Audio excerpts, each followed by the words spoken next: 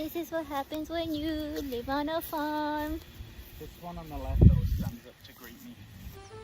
This one on the left always stands up. These two. Oh crap!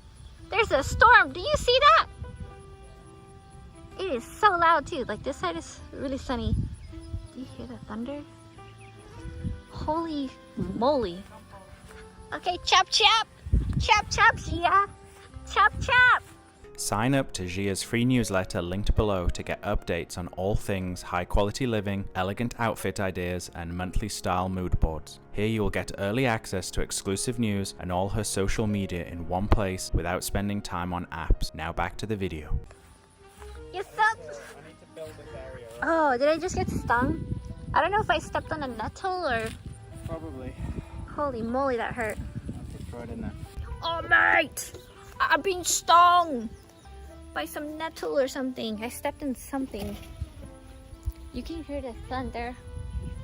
Compost! Yeah, it was really humid today, so I thought it was going to be. And you can see it literally sucks up into the sky like that. Can you hold this, please? Makes me think of War of the Worlds. Too many movies. Hear that? Sounds like crashing. I just hit it again and it really hurt. That was really bad. That's the nettle right there. Very humid today. You can hear the thunder rumbling. That's Hopper. No, I'm just kidding. This is the male, right? Lula. This is the male? I don't know. We don't know which is the male or the female, but sometime we should know because they need to breed. Look at them, I don't know. Because you have to press down on their fur to see their parts. And one of them is Jack Kennedy, the other is Jackie, and the other is Marilyn. At least that's what I named them. He wanted to call them Thumper, Hopper, and Skipper or something. Look. Oh, Jessica Rabbit, Roger Rabbit, and who's the other? Bugs, Bunny. Lola Bunny. That is crazy. You can hear the crashing. You can see the cows, the moo cows over there.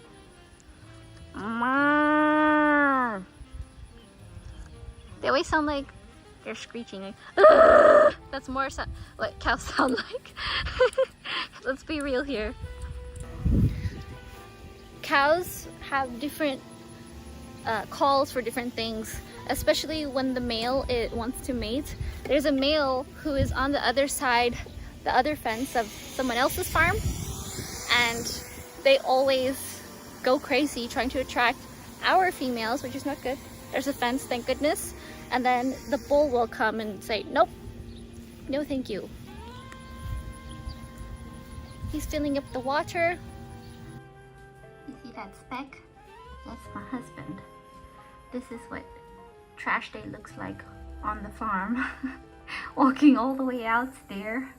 Now he's getting the meal, but he's got a long way to schlep back. You can hear all the bees. There's a bee down there.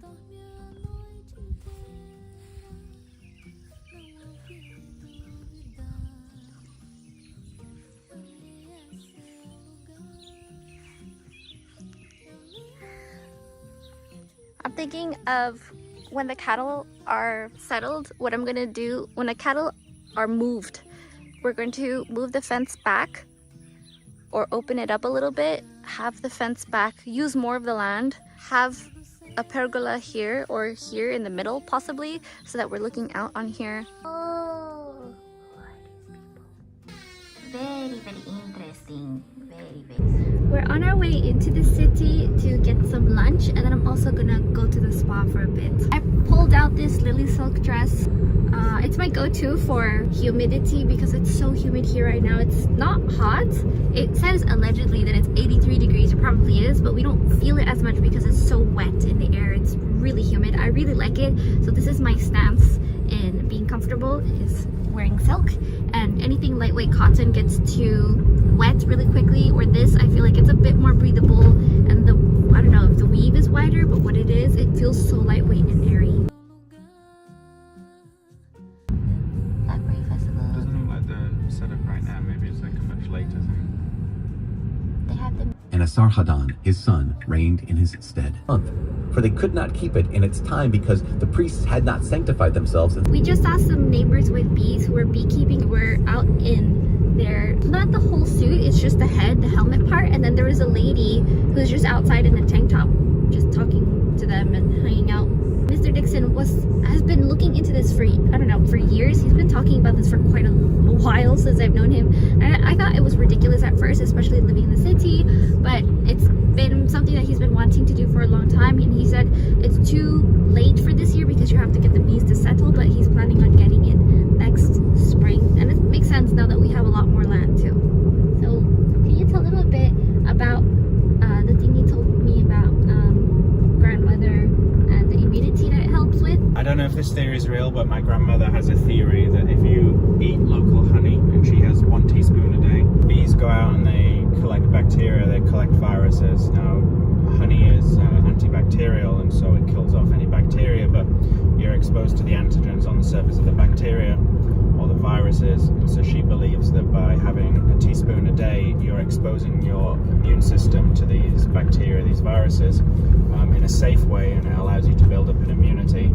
So she says that ever since she's been taking a teaspoon of honey a day, she's never got flu, she's never got sick. So whether it's true or not, I don't know, but it's tasty, so why wouldn't you do it? Yeah, it's worth a try, especially since we have honey sticks at home, but I'm gonna look more into local honey, which we have. You've seen it at the farmers market vlogs, and I like it when it has the thickness. I don't know if it's the pulp or the comb in it. Honeycomb. The honeycomb, that's the thick things. Yeah, I love that. That's my favorite because it's like texturized, and you can put it on toast, and it's its own entity. It doesn't drip around. It's really thick. It's like a proper snack you can bite into. And if you make your own honey, you don't need to pasteurize it as well. So a lot of, well, all commercial honey that's sold has to be pasteurized. Oh, so it's the raw honey. It is the one that has all the chunks in it, and it's always Supposed to be beneficial if it's raw. I also think that it's just more delicious because the texture, some people like smooth peanut butter, some people like crunchy peanut butter.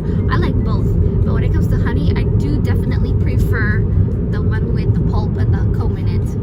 In our part of town, there was a really big flood, and you can see all this farmland this is all privately owned, but in this giant flood, all the hilltops were just fine. We live on a hill. You can see how you can barely see the house, and we're planning on adding more hedges and trees along the outside so it's a bit more private, but it's so winding and it makes it really picturesque. Just stay. Why not just stay in the Lord's presence? Why not just continue to give him glory? No, we don't do that all the time. And So, boo-boo-boo. Hey, Bubsy. Hi, Bubsy. Hi, Bubba. Oh, cute. What a lovely place this is. It's a medical office. She's a puppy.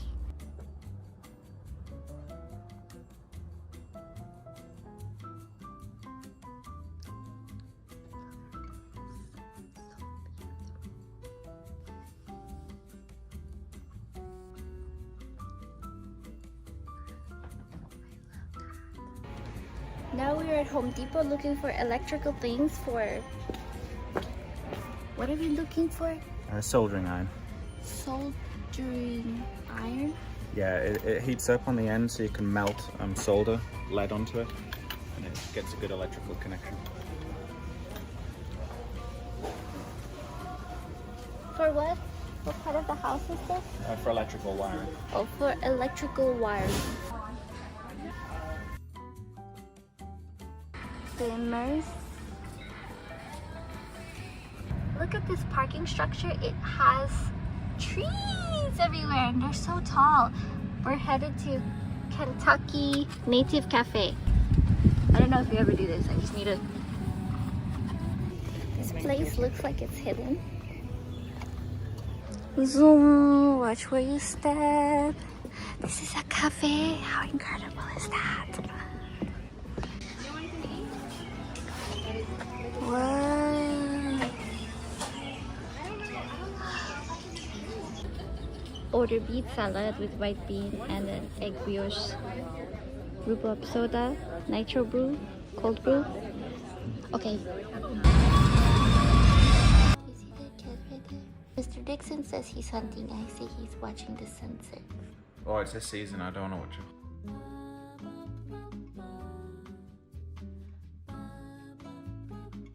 Mr. Dixon and I are talking about the trees because we own a forest. It feels like several forests because they go all around the land. And there is a forest behind us that I think is not owned by anyone, and then someone else owns the land on the other side of it.